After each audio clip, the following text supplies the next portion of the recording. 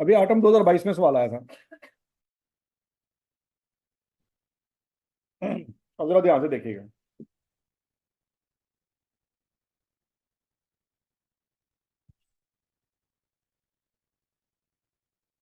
On 1 March 2017 जर्मूने limited imported an automatic plant for 130 million. ये 130 million क्या बला है? ये कॉस्ट ऑफ एसेट, ऐसी है। The commissioning of plant was completed. अब ये देखें, आईकैप ने ऐसा वर्ड यूज किया जो इससे पहले कभी यूज नहीं किया। अब कमीशनिंग क्या बला होती है? कमीशनिंग का सादा सादा अल्फाज में मतलब ये होता है कि किस वक्त प्लांट ने जो है अपना काम स्टार्ट किया। कमीशनिंग कह लें या इंस्टॉलेशन कह लें। बेसिकली इंस्टॉलेशन का दूसरा वर्ड क्या है? कमीशनिंग। ठीक है जी। अब बच्चे परेशान हो गए कि कमीशनिंग पता नहीं क्या बला होती है। इंस्टॉलेशन को सिंपल क्या कहते हैं? कमीशनिंग। तो जब प्लांट को खाड़ेंगे तो क्या वर्ड हो जाएगा? Decommissioning. यहां तक की बात लगी? अच्छा जी। Commissioning of the plant was completed on 1 January 2018 at a cost of 10 million. ये बात समझ आ रही है? कमीशनिंग का वर्ड समझ नहीं आया, लेकिन आगे पढ़ के थोड़ा सा आइडिया हो रहा है कि भैया ये किसकी बात हो रही है? इंस्टॉलेशन की बात हो रही है। इंस्टॉलेशन पे कितना खर्चा आया? 10 मिलियन। तो क्या बच्चे उसकी कॉस्ट में शामिल होगा कि नहीं होगा? The economic life of the plant was estimated at 12 years and useful life of the plant was estimated at 8 years। हाँ जी, ये भी आएगा अपनी हरकत की। दो दो लाइफ दे दी सवाल में कि सिर फाड़ के बैठे रहो। हाँ जी, किस लाइफ पे डिवाइड करके रेट में डेप्रिसिएशन निकालेंगे? यूजफुल लाइफ पे। इकोनॉमिक लाइफ पे हम डेप्रिशिएट नहीं करते। समझ आ गई बात? 8 साल हम लाइफ यूज करेंगे बच्चों। The plant is being depreciated at 20% per annum using reducing balance method. चलो ये भी इस्तेमाल करने की जरूरत नहीं है। यहाँ पे आपके पास रेट आ गया कितने परसेंट? 20% और रिड्यूसिंग बैलेंस में। पॉइंट समझ आ गया जी? हमने प्लान कब लिया था? ये कब? मार्च 17। हमारा साल कब खत्म हो रहा है जी? 31 दिसंबर को, ऐसे ही है। तो 17 में बच्चों कितने महीनों की डेप्रिसिएशन आएगी?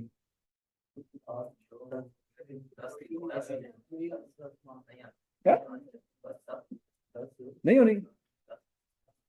2017 में डेप्रिसिएशन ही नहीं चार्ज होनी।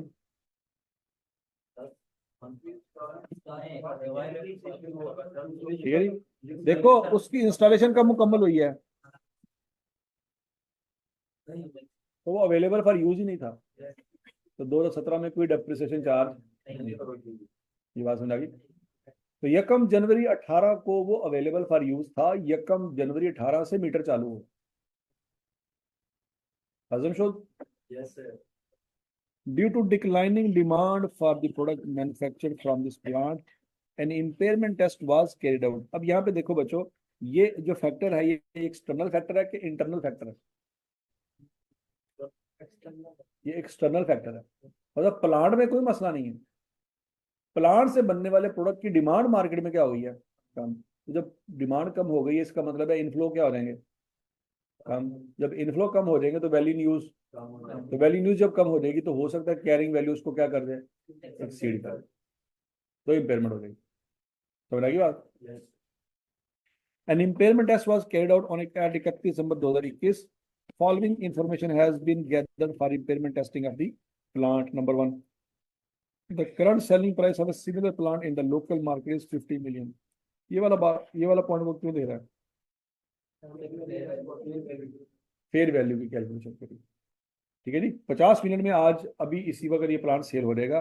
The present decommissioning cost of the plant is estimated at 2 million। ये क्या कह रहा है? decommissioning cost। हाँ जी, ये हमारी कैलकुलेशन में 2 मिलियन आएगा कि नहीं आएगा? कहाँ आएगा? फेयर वैल्यू में से ये माइनस करेंगे तो क्या चीज निकल आएगी? Fair value cost to sell निकल आएगी। यहां तक की बात समझ लगी? Okay. The plants net disposal proceed at the end of useful life is estimated of 4 million. क्या बच्चों ये 4 मिलियन भी इस 50 में से माइनस करेंगे? ये 4 मिलियन कहाँ जा रहे हैं? ये तो वैल्यू न्यूज में जाना है। ये fair value cost to sell में नहीं आना। अच्छा, अब अगला पॉइंट देखो। The current market risk free rate of interest is 8% per annum. Risk free rate, ये चवल मार रहा है क्या, ताकि वो चवल लोग और पढ़े लिखे लोग अलग अलग हो जाए। हाँ जी, the current market risk free rate, उसने ऐसा लफ्ज इस्तेमाल किया तो जिंदगी में कभी नहीं किया। अभी भी 3 रेट आप पिछले सवाल में पढ़े हैं। However, an investor would ask additional return of 2% for bearing the uncertainty inherent in such a plant। तो कहता है जो बंदा भी इस प्लांट में इन्वेस्टमेंट करना चाहेगा वो 2% और रिस्क ले रहा होगा, क्योंकि उसको पता है इस प्लांट से बनने वाला प्रोडक्ट जो है फ्यूचर में वो कम सेल हो रहा है, तो वो रिस्क अफोर्ड कर रहा है। तो बच्चों अब सोच समझ के जवाब देना कि डिस्काउंट रेट जो आपने अपनी कैलकुलेशन में यूज करना है वो 8% करेंगे कि 10% करेंगे। दोबारा पढ़ लो, शाबाश शाबाश शाबाश।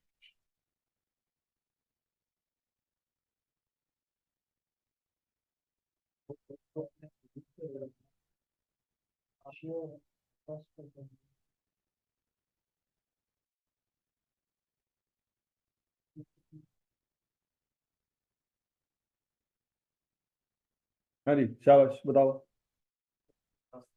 8% लेंगे कि 10% लेंगे? बच्चों 10% लेंगे, ठीक है। ये 8% रेट पूरी मार्केट का है, इस प्लांट का स्पेसिफिक रेट जो है वो कितना है, वो 10%। ये बात समझ, कल इंडस्ट्री का रेट दिया हुआ था और साथ बिजनेस का रेट भी दिया हुआ था, तो हमने किसको फॉलो किया था, बिजनेस रेट को लिया था, इंडस्ट्री के रेट को नहीं लिया था, क्योंकि इंडस्ट्री का रेट तो जनरल है सबके लिए। हम जिस पंगे में हैं, इन्वॉल्व है, हमने वो वाला रेट वहां पे देखा। हम क्योंकि प्लांट की पेमेंट निकाले तो प्लांट के ऊपर देखेंगे हमारा इस डिस्काउंट रेट कितना बनता है, वो 10% बनता है। ये पॉइंट समझ आया? अगला पॉइंट।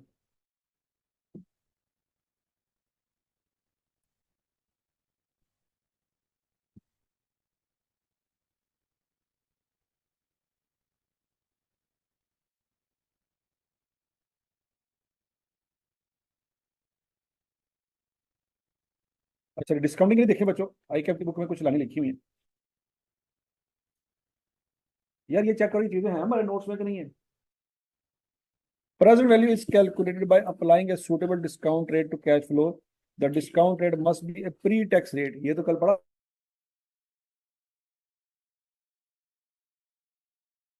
था ना। That reflects current market assessment। The risk specific to the asset for which future cash flow estimates have not been adjusted। क्या बच्चों इन दोनों को जमा करना है? पढ़ लो पढ़ लो पढ़ लो। Time value of money and risk specific to the asset for which the future cash flow estimates have not been adjusted। तो बच्चों इस पॉइंट ऑफ व्यू से देखो जरा, यहाँ पे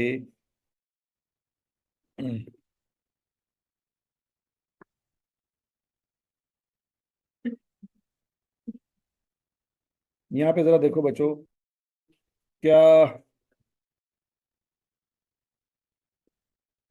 ये जो यहाँ पे जो 2% इसकी बात कर रहा है, कि ये स्पेसिफिक टू एसिड है कि नहीं है? तो बच्चों वो ऐड होगा कि नहीं होगा? ये ऐड होगा। यहाँ तक की बात में लगी बच्चों। A junior accountant has calculated the following net cash flow from operating the plant। Net cash flow मतलब उसने जूनियर अकाउंटेंट कितने स्टेप फॉलो कर लिए होंगे?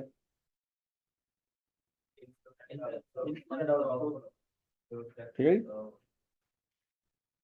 तो इनफ्लो और आउटफ्लो उसने नेट करके आंसर निकाल लिया है। पहले सारे कितने थे, 11, फिर 7, फिर 3, फिर 1। ओके, हाउ एवर, अब वो जूनियर अकाउंटेंट है, तो आपको शायद उसकी कैलकुलेशन देख के लगे कि यार साढ़े तो अक्लमंदी है। हालांकि आई क्या एक्सपेक्ट कर रहा है कि आप उसकी कैलकुलेशन में गलती निकालें। आप कह रहे हैं कि जो उन्होंने किया है ये जैसे आप भी नहीं कर सकते। ठीक है जी, तो आई का आप एक्सपेक्ट कर रहा है कि उसकी कैलकुलेशन में कोई गलती है, वो ढूंढे गलती क्या है। However, a review of accountants working has revealed the following। देखना जरा आप उसकी गलती पकड़ सकते हैं कि नहीं पकड़ सकते, भी पता लग जाएगा। Depreciation of the plant has been included as an outflow in each year। तो उसने सही किया गलत किया? गलत किया। Tax payment of 2 million has been included as outflow in each year। गलत किया। Inflow from the plant in 2022 include receipt from sale of existing inventory amounting to 3 million। फंस गए फंस गए फंस गए फंस गए। अरे सही किया गलत किया? क्या गलती की है बताएं जरा।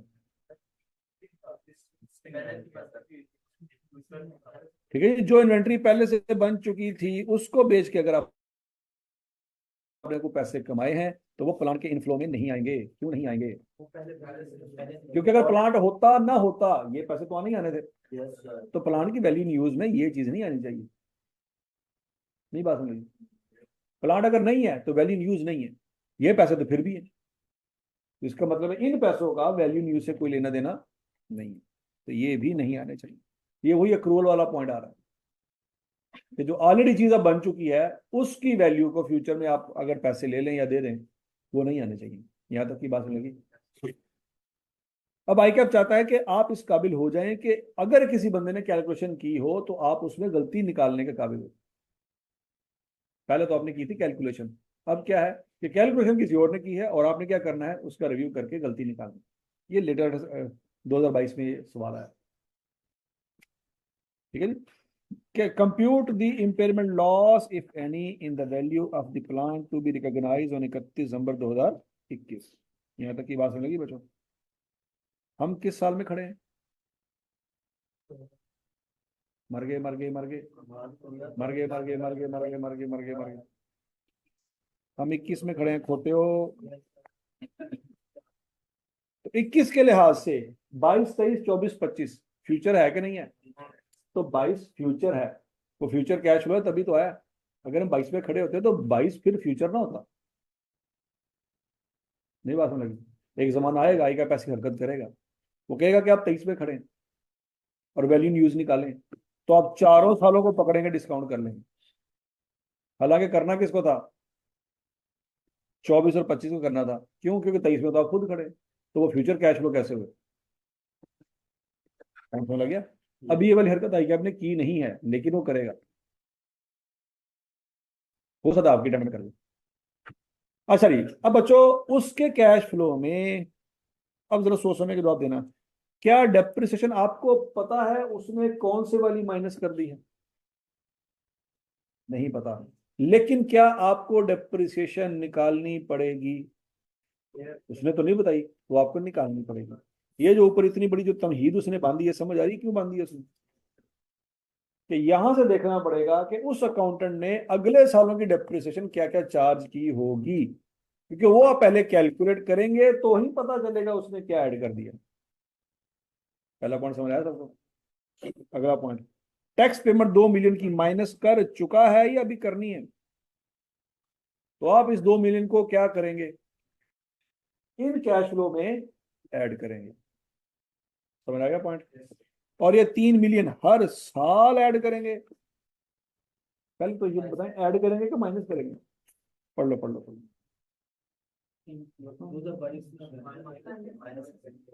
माइनस क्यों करेंगे? क्योंकि इनफ्लो है। अच्छा, और ये किस में से करेंगे? सिर्फ 22 में से या हर साल में से? सिर्फ 22 में से, क्योंकि 21 में इन्वेंट्री पड़ी होगी जो आपने आगे बेचनी है। तो बच्चों पहला पॉइंट तो ये है कि इसकी कैलकुलेशन करें, डेप्रिसिएशन निकालें और मुझे इस जूनियर अकाउंटेंट के करेक्ट वाले कैश फ्लो बताएं जो आपने यूज करने हैं। सवाल आपके सामने है, शाबाश। इस सवाल में बच्चों दो चीजें समझ आई कि डिस्काउंट रेट कैलकुलेट करते वक्त क्या क्या चीजें हो सकती हैं, और दूसरा कि आपको जो नेट कैश फ्लो दिए हैं वो गलत हो सकते हैं, उसको ठीक भी करना पड़ सकता है।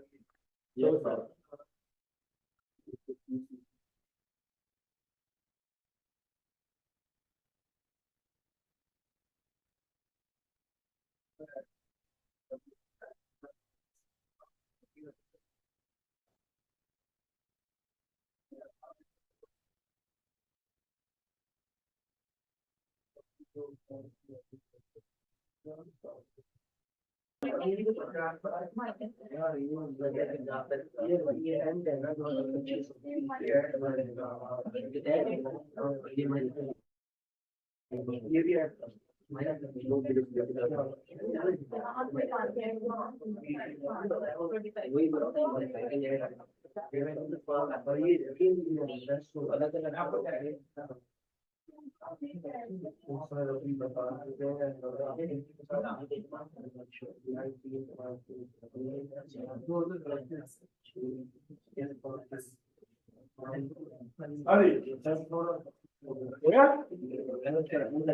When you use cash flow ठीक करती है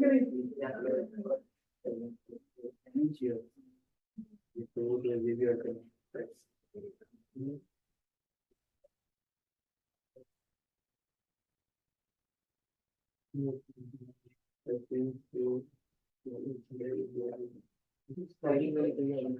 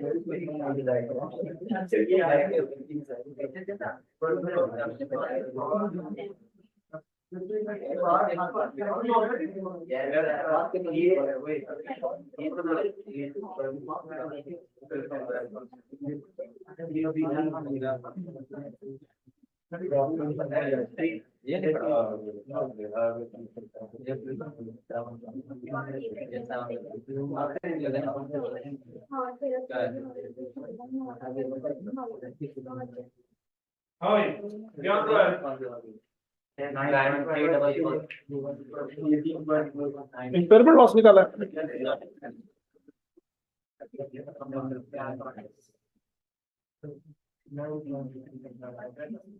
अच्छा जी, सबसे पहले तो ये देखें, क्या ये कैलकुलेशन समझ आती है आपको? 2022 में जो उसने कैश फ्लो बताया था 11,731, उसमें डेप्रिसिएशन ऐड कर दी थी आपने 11.47 आई है, 9.175, 7.34 और 5.87 यही आई है, ऐड कर दी। टैक्स ऐड करना था, हर साल 2 आया था, और inflow from inventory 3 million minus करना था, ऐसी है। और 2025 में जाके 4 मिलियन सेल प्रोसीड आनी थी, ये भी सवाल में दी हुई है, वो ऐड करनी थी, ये ऐड। तो नेट कैश फ्लो जो करेक्ट आने बच्चों आने 21.47, 18.17, 12.34 और 12.87, और इनको बच्चों डिस्काउंट करना किस रेट पे? 10% पे डिस्काउंट करना, ऐसी है। तो 10% में आपको अच्छी तरह से डिस्काउंट फैक्टर तो अच्छी तरह से रटा लग गए होंगे, 0.9091, 0.8264, 0.7513, 0.683 डिस्काउंट करके ये आंसर निकला है 53.46। ठीक हो गया जी। अब इसको कंपेयर करेंगे किसके साथ? Fair value less cost to sell के साथ। Fair value less cost to sell क्या आती है बच्चों? 50 - 2 48, और वैल्यू इन यूज 53.46। इन दोनों में से बड़ी कौन सी है?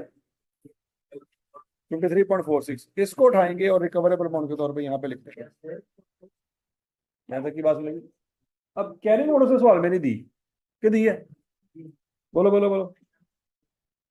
अब जरा देखो बच्चों ध्यान से, क्या उसने आपको कॉस्ट दी है 130 मिलियन और इंस्टॉलेशन कॉस्ट 10, टोटल करेंगे क्या बनेगी? 140। ये बचपन में आपने क्यूएम के अंदर फार्मूला पढ़ा हुआ था, अगर आपको याद हो,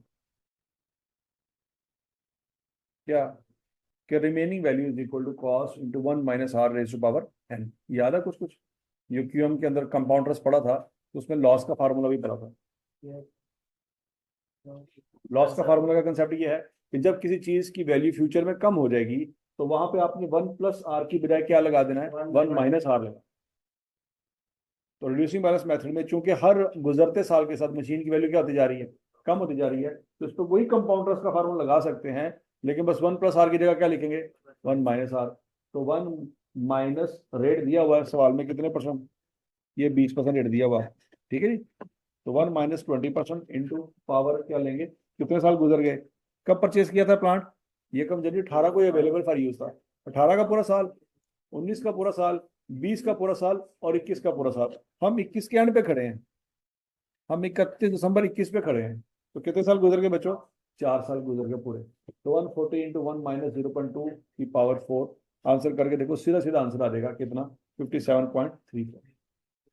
अगर आप स्टेप बाय स्टेप निकालना चाहते हैं आंसर, तब भी आंसर यही आता है।